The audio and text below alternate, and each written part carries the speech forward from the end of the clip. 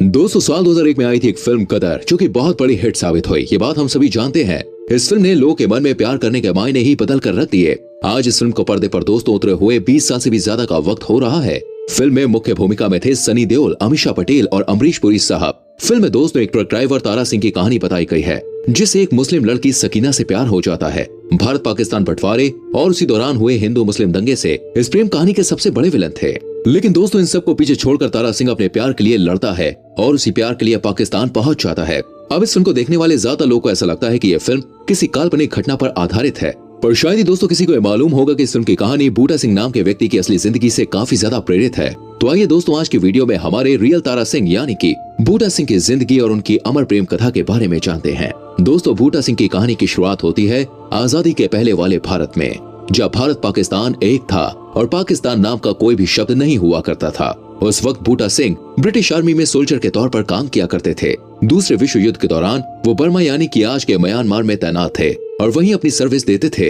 हालांकि दोस्तों, असल मायनों में यह पूर्व पंजाब के लुधियाना जिले के निवासी थे, जो इस वक्त भारत का हिस्सा है। जब दूसरा विश्व युद्ध खत्म हुआ तो उसके साथ साथ भारत को भी अंग्रेजों के चंगुल से निकलने का मौका मिला। अंग्रेज पहले ही देश की आधी से ज्यादा संपत्ति को लूटकर जा चुके थे। जो बची कुछ चीज थी वो थी हमारी एकता और आत्मबल। लेकिन दोस्तों, उसे भी अंग्रेजों ने तोड़ने में कोई भी कसर नहीं छोड़ी और भारत को दो हिस्सों में बांटने की रणनीति बहुत पहले ही बना ली थी। पहले अंग्रेजों ने दोस्तों भारत के दिमाग में जातिवाद जैसी चीजों को डाला और उसी जातिवाद की चिंगारी ने ऐसी आग पकड़ी कि देश दो हिस्सों में बट गया, जिसमें से एक हिस्सा था भारत तो दूसरा हिस्सा था पाकिस्तान। यह बात केवल दो मुल्कों के अलग होने की नहीं थी दोस्तों, बल्कि दो जाति समुदायों के अलग होने की भी थी, जिसकी वजह से हिंदू मुस्लिम दंगे बहुत ही तेजी से बढ़ने लगे। लोग समझदारी और अहिंसा से काम लेने के बजाय आक्रामक और हिंसक हो गए। पाकिस्तान में रहने वाले गैर मुसलमानों को वहाँ मारा काटा जा रहा था। पाकिस्तान के इस रवैये के बारे में सुनने के बाद भारत के लोग शांत बैठने वालों में नहीं थे। उन्होंने भी मुसलमानों को अपने देश से निकालने के लिए एड़ी चोटी का बल लगा दिया, जिसकी वजह से हिंदू मुस्लिमों में दंगे हद से भी ज्यादा बढ़ने लगे। ज्यादातर पंजाब वाले एरिया में आतंक फैल रहा था। भारत में भी मुसलमानों की हत्याएं हो रही थी और पाकिस्तान में गैर मुसलमानों को बेमौत मारा जा रहा था। बंटवारे के बाद का मंजर बहुत ही ज्यादा खौफनाक था। रेलवे स्टेशन के चारों तरफ लाशें बिछी हुई थी। कोई दर्द से करहा रहा होता था तो कोई अपनों के बिछड़ जाने का गम मना रहा होता था। कितने लोगों ने दोस्तों बंटवारे में अपना परिवार खोया, इसकी आज भी कोई गिनती नहीं है। उसी समय जैनब नाम की एक मुस्लिम लड़की अपने परिवार से बिछड़ गई थी। वो भटकते भटकते बूटा सिंह के गांव आ गई थी, जहां कुछ लोग मिलकर इस लड़की का बलात्कार और उसकी हत्या करना चाहते थे। लेकिन बूटा सिंह को दोस्तों इस लड़की के बारे में कहीं से पता चला, जिसके बाद उन्होंने इसकी जान बचाई और कुछ टाइम तक दोनों साथ रहने लगे। साथ रहने के बाद दोनों को एक दूसरे से प्यार हो गया और दोनों ने शादी भी कर ली। बूटा सिंह और जैनब की जल्दी ही दो बेटियां हुई, जिनका नाम इन लोगों ने तनवीर और दिलवीर कौर रखा। भारत पाकिस्तान के विभाजन के लगभग एक दशक बाद भारत और पाकिस्तानी सरकारों ने विभाजन के समय अपने परिवारों से बिछड़ गई महिलाओं को वापस करने का फैसला किया, जो बॉर्डर के उस पार अपने परिवार से अलग रहती थी और अपनी जिंदगी बिता रही थी। अब ये फैसला कुछ महिलाओं के लिए किसी चमत्कार से कम नहीं था, जिन्हें अपने परिवार से अलग रहकर बहुत सारी मुश्किलें झेलनी पड़ रही थी। तो वहीं दूसरी तरफ भारत में अपने परिवार से बिछड़ चुकी जैनब के लिए ये मुश्किल की घड़ी थी, क्योंकि जैनब अपने पति बूटा सिंह और अपनी दोनों बेटियों से बहुत प्यार करती थी और उनसे वो अलग नहीं होना चाहती थी। लेकिन फिर भी सरकार ने जैनब को उसकी छोटी बेटी दिलवीर के साथ उठाकर पाकिस्तान पहुंचा दिया। जैनब का परिवार लाहौर के बाहरी इलाके में सीमा के पास नूरपुर नामक एक छोटे से गांव में रह रहा था। यहीं से जैनब को स्वदेश यानी कि पाकिस्तान लाया गया था।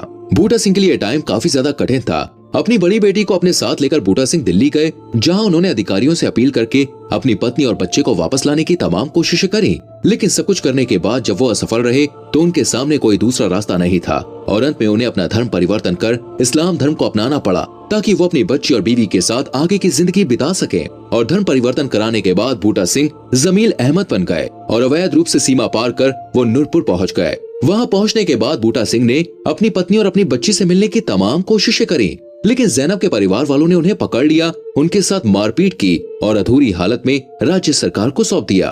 कानूनी कार्रवाई में बूटा सिंह ने यह दावा किया कि वो अपनी पत्नी और बच्ची के लिए सरहद पार करके आए थे और अगर जैनब एक बार अदालत में पेश हो सकती है तो वो उसके पक्ष में गवाही देगी। बूटा सिंह की बात सुनने के बाद लाहौर हाईकोर्ट ने जैनब को बुलाया था। इस पूरे मामले ने लोगों का ध्यान अपनी ओर खींचना शुरू कर दिया था, क्योंकि सब कुछ जैनब के बयान पर ही टिका हुआ था। वो जो कुछ भी कहने वाली थी उसे सुनने के लिए हर कोई बेताब था। जैनब अपने परिवार के सदस्यों से घिरी हुई थी और बुर्का पहनकर हाईकोर्ट पहुंची। अदालत पहुंचने के बाद जैनब ने जो कहा उसे सुनकर हर कोई हैरान रह गया। क्योंकि वहाँ पर उसने न केवल बूटा सिंह के पास जाने से इनकार किया, बल्कि उसने अदालत से दरख्वास्त करी कि उसकी छोटी बेटी जो कि ज़ैनब के साथ रह रही थी, उसे भी बूटा सिंह को सौंप दिया जाए। मतलब वो अपनी छोटी बेटी को भी अपने साथ नहीं रखना चाहती थी। ज़ैनब ने जिस तरह से गवाही दी उसे लेकर कई सारी अटकलें लगाई जा रही थी, और उसमें से जो सबसे चर्चित बात थी वो ये है कि उसने जो कुछ भी कहा वो सिर्फ अपने परिवार वालों के दबाव में आकर कहा। इतना ही नहीं, जितने भी लोगों ने उनकी कहानी पर किताबें लिखी है और इनकी प्रेम कहानी के बारे में समझा है, सभी ने यह दावा किया है कि ज़ैनब ने सिर्फ और सिर्फ अपने परिवार के दबाव में आकर अदालत में अपना बयान दिया था, और वो अपनी छोटी बेटी को भी परिवार वालों से बचाने के लिए बूटा सिंह के पास छोड़ना चाहती थी, क्योंकि इसके अलावा लोग और किसी भी चीज की कल्पना नहीं करना चाहते थे। ज़ैनब की इस गवाही ने बूटा सिंह को अंदर तक झकझोर कर रख दिया। वो पूरी तरह से टूट गए थे। जिस पत्नी के लिए बूटा सिंह ने न केवल अपना धर्म परिवर्तन किया, बल्कि अवैध रूप से भी पाकिस्तान आ गए ताकि अपनी पत्नी और दोनों बेटियों के साथ एक अच्छी जिंदगी गुजार सके, उसी पत्नी ने उन्हें दुत्कार दिया था। ये सारी चीजें बूटा सिंह से सही नहीं गई और उन्होंने ट्रेन के आगे छलांग लगाकर अपनी जान दे दी। दोस्तों, प्रेमी का किस्सा यहीं पर खत्म नहीं होता। वाकई में बूटा सिंह अपनी पत्नी से बहुत प्यार करते थे, तभी तो उनकी अंतिम इच्छा यही थी कि उनके शरीर को ज़ैनब के गांव नूरपुर में दफनाया जाए। लेकिन बूटा सिंह की आखिरी इच्छा भी पूरी नहीं हो सकी, क्योंकि ये सब कुछ ज़ैनब के परिवार के आत्मसम्मान के खिलाफ था। उन्होंने इसका पूरा विरोध किया और लड़ाई करने पर फिर से उतारू हो गए। अंत में बूटा सिंह के शव को मियां साहिब में दफनाया गया। लेकिन मौत के बाद बूटा सिंह की प्रेम कहानी और भी ज्यादा चर्चित हो गई और दूर दूर तक फैलती गई। कुछ समय के अंदर ही उनकी कब्र युवा प्रेमियों के लिए तीर्थ बन गई थी और उन्हें शहीद मोहब्बत कहा जाता था। उन्हें पसंद करने वाले अनुयायी उनकी मिट्टी की कब्र को पक्का करना चाहते थे और उसके चारों ओर एक मंदिर भी बनाना चाहते थे। हालांकि कुछ ऐसे भी सिख थे जो इस तरह की किसी भी महिमा मंडन का जोर विरोध करते थे, जो रात में आते थे और उनकी कब्र को नष्ट कर देते थे, क्योंकि दोस्तों से ये सहन नहीं होता था कि एक सिख ने अपने परिवार के लिए धर्म परिवर्तन कर लिया और उसी प्यार के लिए अपनी जान भी दे दी। लेकिन जितनी बार उनका विरोध करने वाले लोग कब्र को तोड़ते थे, उतनी बार बूटा सिंह के समर्थक उनकी कब्र का निर्माण करते थे। इन सब के अलावा दोस्तों इनकी कहानी पर कई सारी किताबें भी लिखी गईं, जो ये बात चीख चीख कर कहती है कि बूटा सिंह का प्यार अपनी पत्नी के लिए सच में अमर था। बाकी दोस्तों, आपको गदर फिल्म की सच्ची कहानी सुनकर कैसा लगा, हमें कमेंट करके जरूर बताना। वीडियो को लाइक और शेयर करना और आने वाली वीडियोस को देखने के लिए चैनल को सब्सक्राइब करके बेल आइकन प्रेस करें, जिससे आपसे हमारी कभी भी कोई भी वीडियो मिस ना हो। मिलते हैं अगली वीडियो में। अपना ख्याल रखें। Bye bye, take care.